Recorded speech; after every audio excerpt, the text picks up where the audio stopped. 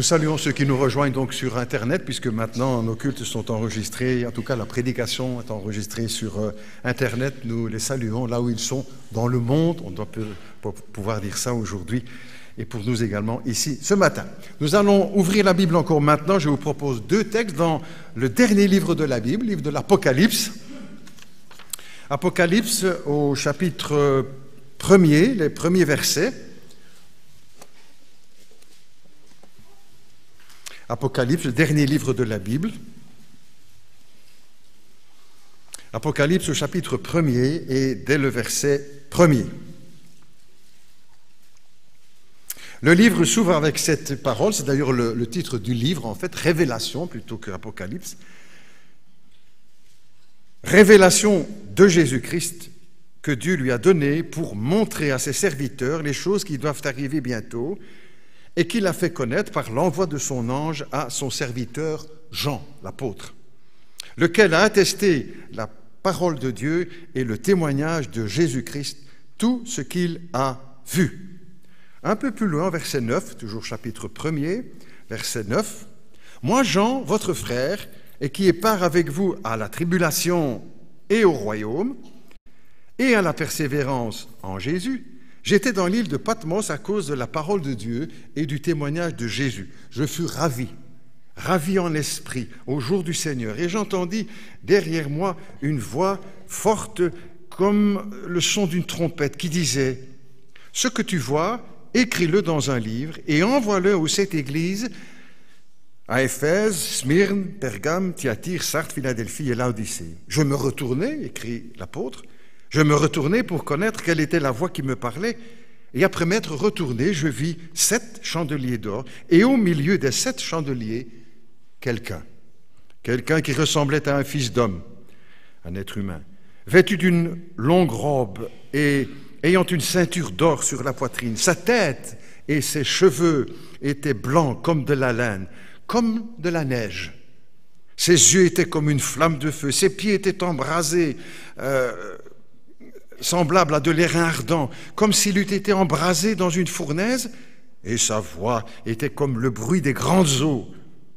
Il avait dans la main droite 7 étoiles, et de sa bouche sortait une épée aiguë à 2 tranchants, et son visage était comme le soleil lorsqu'il brille dans toute sa force.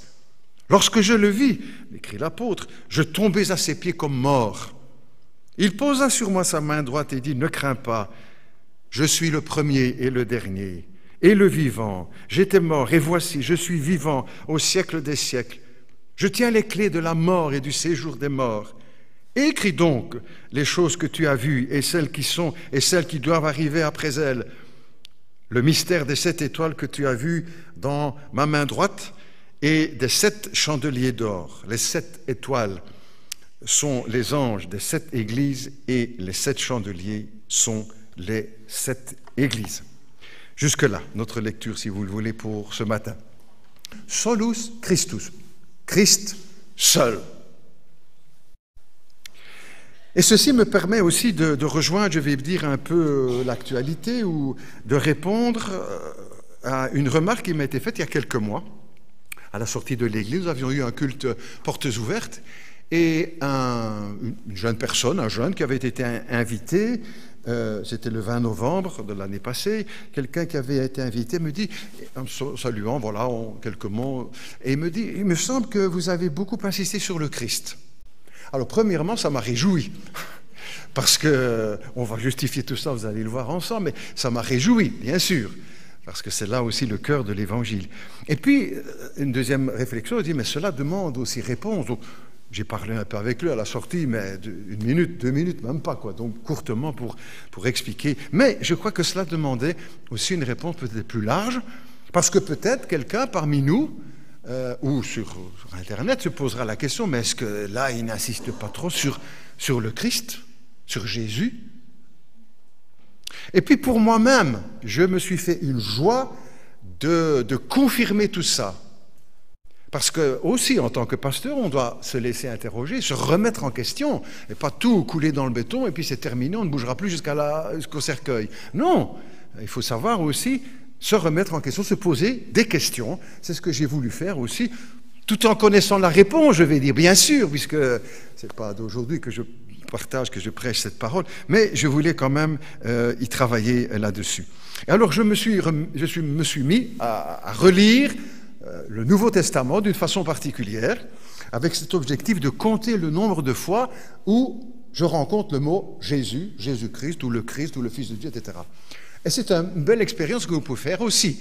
Vous lisez le Nouveau Testament et vous soulignez, ou vous comptez sur un petit papier toutes les fois où vous rencontrez, vous croisez le nom de Jésus. J'y reviendrai plus loin, d'ailleurs, dans le développement de notre rencontre.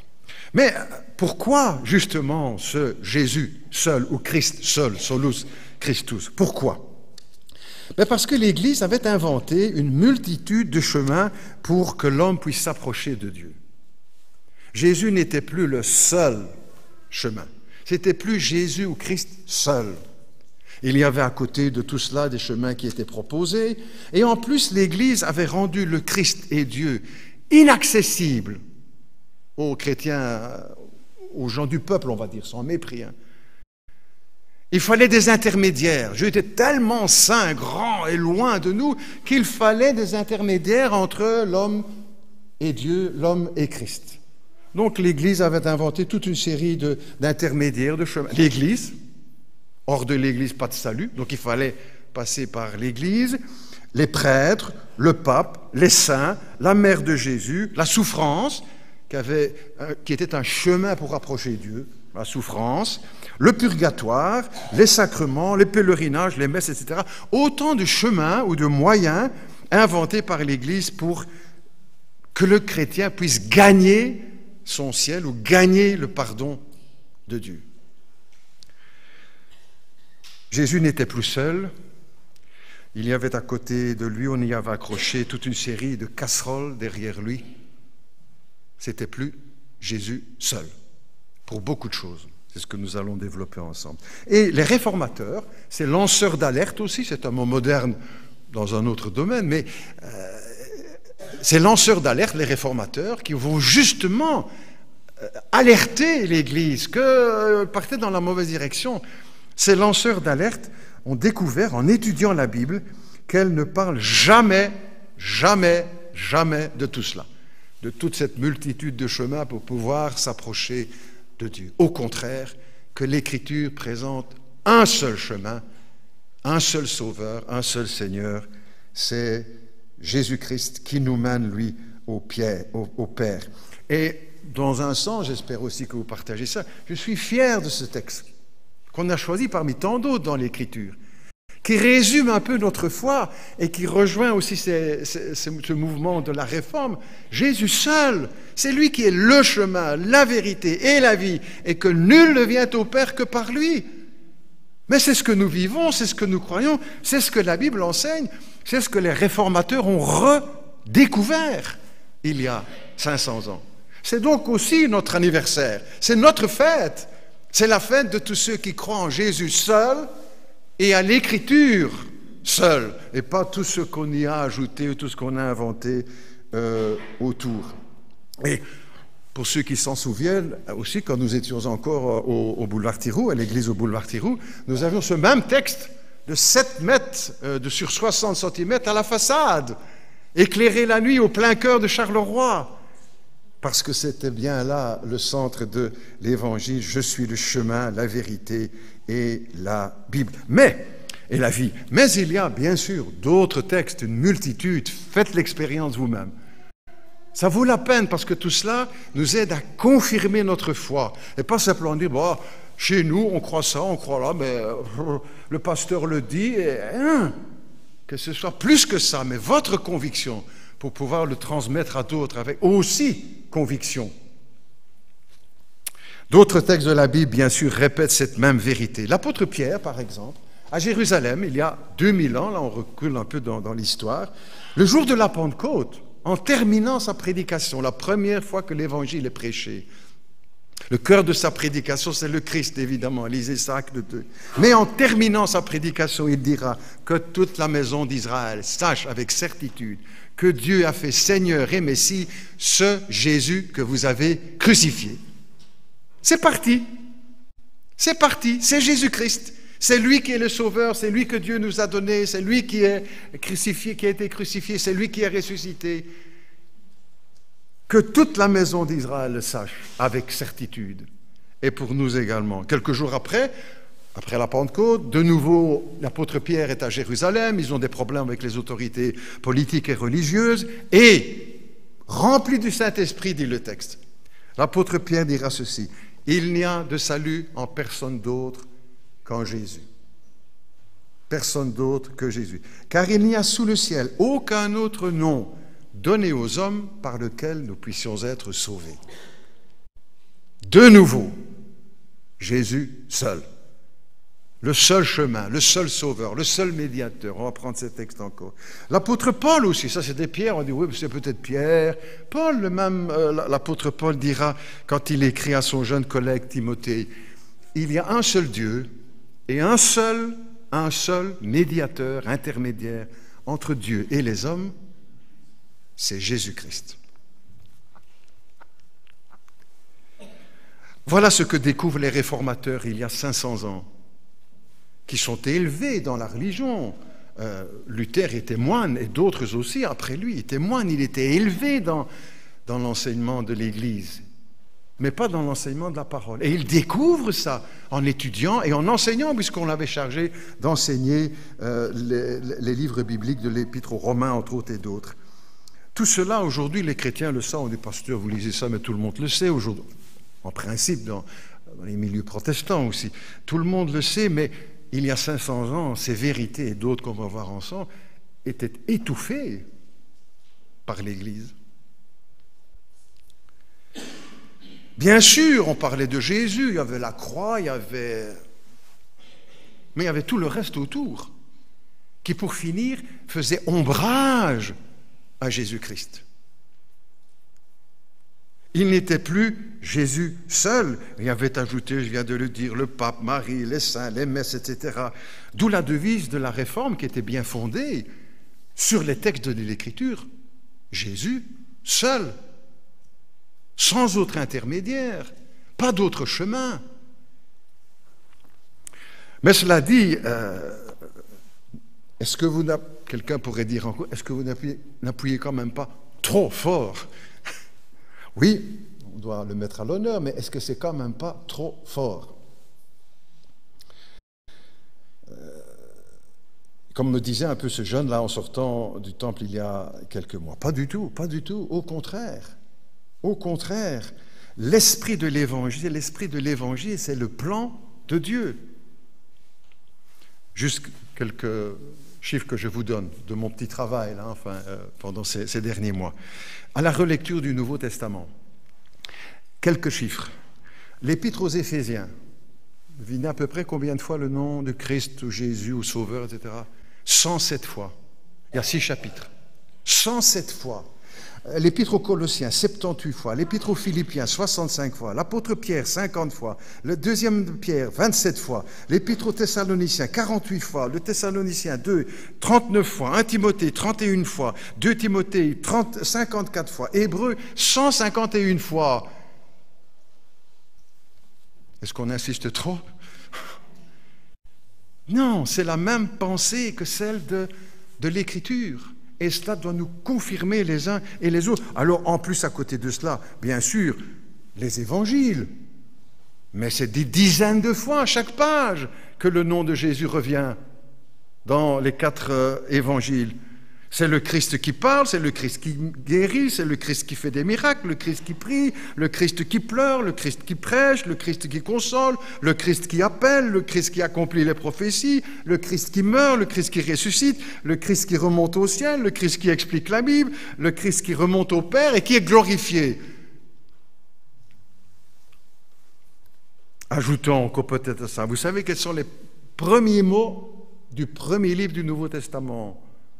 Matthieu chapitre 1er, verset 1er, révélation de Jésus-Christ. Le Nouveau Testament commence avec ces mots. Et les derniers versets de ce même évangile de Matthieu, Jésus qui dit, voici, je suis avec vous tous les jours jusqu'à la fin du monde. On exagère? Ben non, n'est-ce pas? On appuie trop? Ben non. Mais non, pas du tout. Au total, ça fait des centaines de fois. On a lu tout à l'heure, c'est la raison pour laquelle aussi je choisis ce texte dans l'Apocalypse, le premier verset de l'Apocalypse. Révélation de Jésus-Christ. Dernier verset de l'Apocalypse, avec tous ceux entre eux, dernier verset de l'Apocalypse. Jésus dit, je viens bientôt. Et l'apôtre répond, oui Seigneur, viens bientôt. Que la grâce du Seigneur Jésus soit avec vous tous. On exagère? Mais non, n'est-ce pas? Non. Celui qui a vraiment compris l'Évangile avance dans cette voie-là. Mais quelqu'un dira peut-être, oui, mais quand même, est-ce que tout cela ne fait pas de l'ombre à Dieu le Père? Alors bien sûr, des réponses à ça, au contraire, parce que la Bible nous révèle que c'est la volonté du Père que le Christ soit mis à l'honneur. C'est la volonté du Père que le Christ soit mis à l'honneur. Au baptême de Jésus, vous vous souvenez? Baptême de Jésus, Matthieu chapitre 3. Baptême de Jésus, qu'est-ce qui se passe? La colombe qui vient sur le Christ, le Saint-Esprit sous la forme d'une colombe. Très bien. Une voix qui se fait entendre et qui dit quoi? La voix du Père. Celui-ci est mon Fils bien-aimé en qui j'ai mis toute mon affection.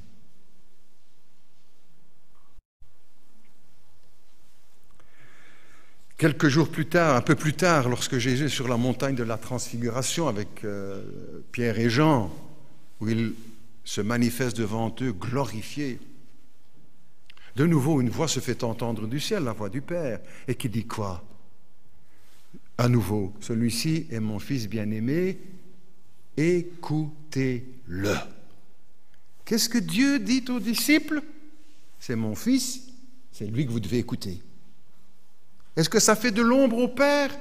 Mais non, pas du tout, au contraire, c'est dans la volonté, dans le dessein du Père que le Christ ainsi soit glorifié, soit écouté par les disciples, par l'Église, par les chrétiens, que ce soit au 1er siècle ou au 21e siècle. Encore quelques textes particuliers. Dans l'Épître aux Éphésiens, j'aurais pu lire rien qu'en début là, des dizaines de textes, plus que ça, mais j'ai retenu quand même quelques-uns. Un, très court. Éphésiens 1, 20. Dieu a déployé sa puissance en ressuscitant Jésus-Christ d'entre les morts.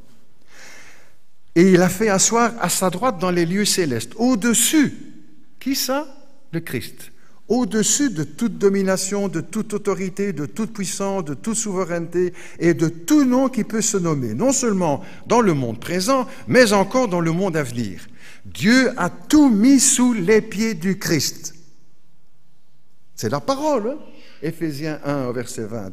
Dieu a tout mis sous les pieds du Christ et il l'a donné pour chef suprême à l'Église qui est son corps, la plénitude de celui qui remplit tout en tous. On exagère? Mais non, n'est-ce pas? En autre texte, en Philippiens, c'est pourquoi, Philippiens 2, texte célèbre, c'est pourquoi Dieu l'a souverainement, le Christ, élevé et lui a donné le nom qui est au-dessus de tout nom, afin qu'au nom de Jésus, tout genou fléchisse dans les cieux, sur la terre, sous la terre, et que toute langue confesse que Jésus-Christ est Seigneur, à la gloire de Dieu le Père. Quel est le nom qui est au-dessus de tous les noms? C'est le nom de Jésus. Qui est-ce qui veut ça? C'est le Père. Devant qui tous les genoux vont-ils fléchir un jour? Devant Jésus-Christ. Et toutes langues vont confesser quoi? Que Jésus-Christ est Seigneur. Et pourquoi tout ça? Le texte continue. Je fais que tout cela soit à la gloire de Dieu le Père. Donc tout ce que nous faisons pour le Christ, pour l'honorer, le chanter, le célébrer, lui obéir, etc., c'est en fin de compte pour la gloire du Père, et c'est ainsi que le Père le veut. Est-ce que nous exagérons? Ben non! Au contraire, c'est bien là le dessein de Dieu. Nous ne volons rien à Dieu, au Père, n'est-ce pas, en célébrant le Christ, ou en chantant le Christ, en priant le Christ, en aimant le Christ. Au contraire, c'est bien tout cela qui est dans la volonté de Dieu.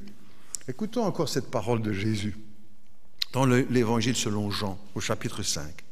Le Père ne juge personne, mais il a remis tout jugement au Fils, afin que tous honorent le Fils comme ils honorent le Père. Et si quelqu'un n'honore pas le Fils, il n'honore pas le Père qui l'a envoyé. Comment est-ce que nous honorons Dieu, le Père? En honorant Jésus-Christ. Et tous ceux ou celui qui refuse d'honorer le Christ n'honore pas le Père.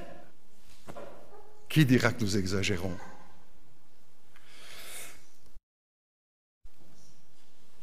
Peut-être encore, je continue dans les objections qui pourraient se lever dans les pensées de l'un ou de l'autre, quelqu'un dira, tout ça c'est bien, d'accord, mais le Saint-Esprit, lui, qu'est-ce qu'il pense de tout ça? Ah, bien sûr.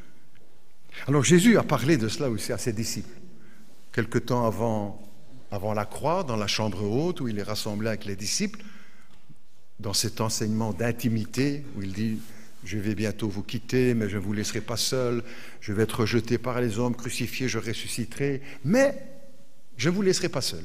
Je vous enverrai le Consolateur. » Qu'est-ce qu'envoie le Consolateur? C'est Jésus. Et qu'est-ce qu'il dit au sujet de... Le Père ne juge personne, il a remis tout jugement au Fils. Afin, ça je viens de lire, quand il sera venu, dit Jésus, dans Jean 16, le Saint-Esprit, quand il sera venu, il me glorifiera, dit Jésus. Pourquoi il vient le Saint-Esprit? Pour glorifier Jésus-Christ. Il me glorifiera, il prendra de ce qui est à moi et vous l'annoncera, a dit Jésus, et il vous rappellera toutes les paroles que je vous ai dites. On est tous d'accord, le Père, le Fils, le Saint-Esprit, l'Église. La mission de l'Esprit Saint, c'était aussi de glorifier Jésus-Christ. Quand on réfléchit à cela, n'est-ce pas, d'autres choses encore, je fais un résumé ici parce qu'on pourrait... Quand on réfléchit à tout cela, on se rend compte que c'est une avalanche de textes bibliques qui vient dans ce sens pour l'honneur du Christ. Ce n'est pas la théologie des protestants, de Luther ou de Calvin ou de Billy Graham ou de Spurgeon ou du Binon. C'est l'enseignement de la parole. Et chacun peut le vérifier. Et si quelqu'un a encore quelques doutes, qu'il y aille, qu'il fasse le petit exercice déjà lui-même pour en être pleinement convaincu. Quand on réfléchit, c'est une avalanche de textes qui vont tous dans la même direction, n'est-ce pas? Solus Christus, le Christ seul. C'est bien sûr sur ce chemin-là que nous marchons, hein, aussi les chrétiens protestants du XXIe siècle, étant assurés que Jésus est le seul chemin, le seul médiateur entre Dieu et les hommes, le seul sauveur, solus Christus, Christ seul. Et tout cela fondé bien sûr sur la Bible, sola scriptura. On rejoint ces devises de la Réforme. J'ajoute encore quelques paroles du savant chrétien Blaise Pascal. Vous savez bien que c'est un de mes chouchous. Je trouve sa pertinence spirituelle, n'est-ce pas, aiguë pour dire de grandes vérités en quelques mots, quelques phrases. C'est lui qui disait à la fois grand savant, n'est-ce pas, génie. Hein, c'est pas seulement ainsi que nous l'appelons, mais même dans le milieu scientifique. Un intellectuel français, Jacques Attali, a écrit un livre sur Pascal, entre autres, pas tellement sur l'aspect spirituel, mais en lui donnant le titre « Le génie français, Pascal ». Vrai, juste, des inventions incroyables, formidables. Est mort tellement jeune. Mais aussi un homme de Dieu, un homme de foi, une foi intelligente, réfléchie, spirituelle, pas seulement de la théorie. Voilà. Et il disait ceci, avec cette perspicacité spirituelle. Les deux testaments regardent Jésus-Christ. Juste. L'un comme son attente, l'Ancien Testament qui l'annonce, l'autre comme son modèle, le Nouveau Testament. Et tous les deux comme leur centre. Que c'est bien dit en une phrase. Les deux testaments regardent Jésus-Christ, l'un comme son attente, l'autre comme son modèle, et tous deux comme leur centre. Juste. Il ajoute encore dans notre texte, dans ses pensées que je vous recommande, c'est très agréable à lire, il n'y a pas besoin de lire 200 pages pour comprendre quelque chose, c'est des petites perles, comme des proverbes là. Il dit encore ceci, nous ne connaissons Dieu que par Jésus-Christ. Bravo Pascal. Nous ne connaissons Dieu que par Jésus-Christ. Sans ce médiateur est ôtée toute communication avec Dieu. Par Jésus-Christ, nous connaissons Dieu. Hors de là, et sans l'Écriture, sans médiateur nécessaire, promis et arrivé, on ne peut prouver absolument Dieu, ni enseigner la bonne doctrine, ni la bonne morale. Merci Pascal. Merci Seigneur, merci pour sa parole. Nous rappelons aussi quelques paroles, bien sûr, de ceux qui sont à l'origine de tout cela, quelques paroles de Martin Luther, et encore de rappeler, je le ferai tout au long de l'année aussi dans ces rencontres, de rappeler que beaucoup ont payé de leur vie, n'est-ce pas, leur fidélité à Jésus-Christ. Et pour avoir redécouvert ces choses que nous venons d'évoquer, d'autres encore, pour les avoir enseignées, pour les avoir prêchées, pour les avoir assimilées, et ont été enfermés toute leur vie, ont été décapités, ont été brûlés vifs. Ne piétinons pas le sang des martyrs, n'est-ce pas, de ceux qui ont payé de leur vie pour que ces vérités de l'Écriture puissent venir jusqu'à nous. En cette année anniversaire, rappelez quelques paroles des réformateurs, entre autres de Martin Luther, et juste à la fin aussi ces derniers mots, le dernier mot de sa vie, tel que les historiens nous le rapportent. Une parole où il a dit ceci qui colle avec ce que nous avons évoqué ensemble. Chercher Dieu en dehors de Jésus-Christ, c'est le diable. Chercher Dieu en dehors de Jésus-Christ, c'est le diable. Jésus, seul, solus Christus. En 1546, Luther arrive dans ses derniers jours. Il est très malade, il est épuisé. Il s'est dépensé à la tâche d'une façon, on va dire, inhumaine, toutes ses forces.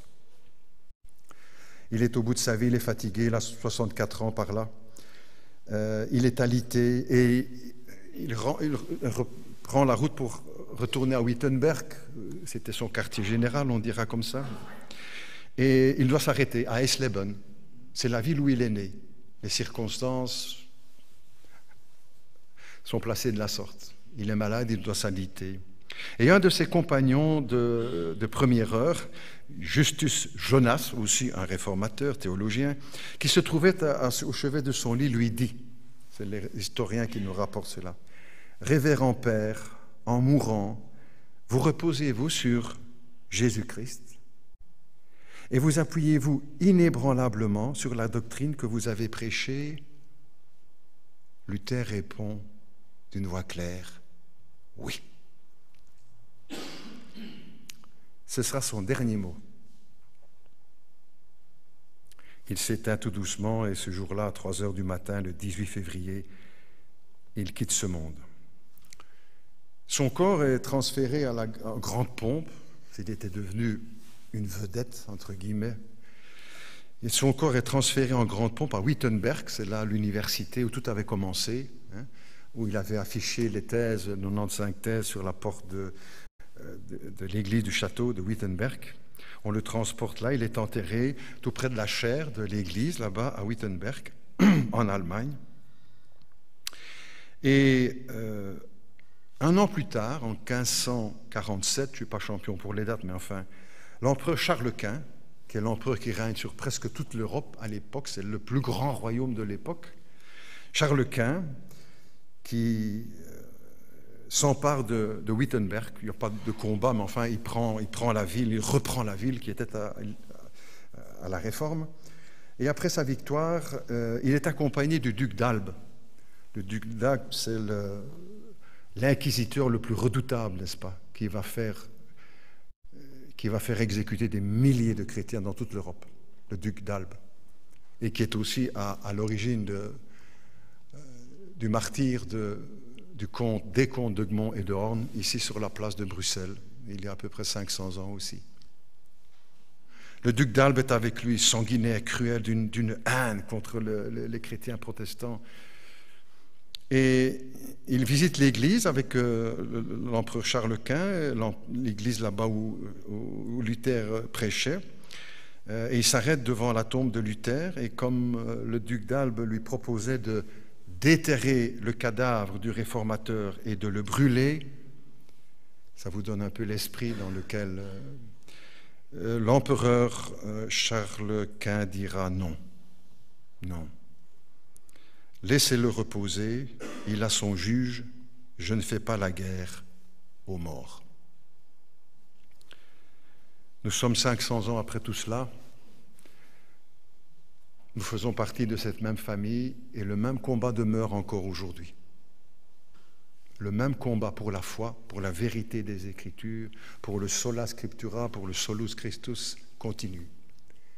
Et nous sommes les soldats de ce combat. Dieu ne compte pas envoyer des anges, des archanges pour... c'est chacun de nous qui sommes porteurs de ce message. Pas seulement le pasteur, chacun de nous, de le transmettre autour de nous. Le message de la vie, le message du Christ, mort pour nous à la croix de Golgotha et ressuscité, et qui reviendra un jour, comme il l'a promis, pour juger le monde avec justice et prendre à lui son Église. En attendant ce jour, que Dieu nous aide chacun, chacune, à rester fidèles à l'Évangile, à Jésus-Christ. Amen.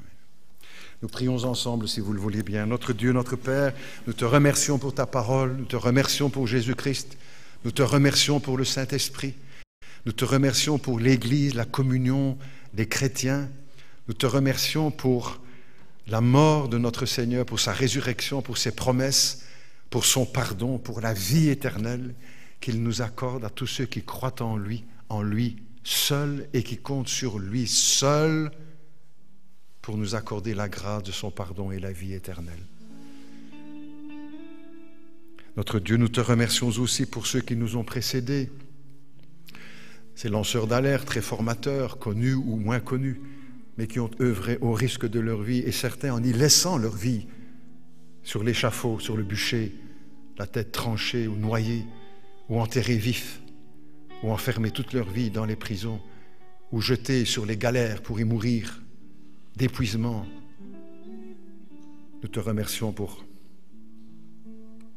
tous ceux-là et celles-là qui ont été fidèles jusqu'à la mort.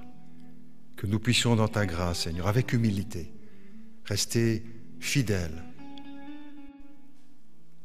à l'enseignement de l'Évangile, fidèles à Jésus-Christ, fidèles aux Écritures, et que nous puissions partager ce message, cette parole de vie autour de nous. Merci notre Dieu de nous bénir par ta parole, par ton esprit, et que nous puissions ainsi rester aussi dans la pensée du Père tout au long de notre vie, individuellement les uns et les autres, et aussi ensemble, collectivement, dans les églises où nous prêchons cette bonne nouvelle de Jésus-Christ. Que la gloire soit au Père, au Fils et au Saint-Esprit. Amen.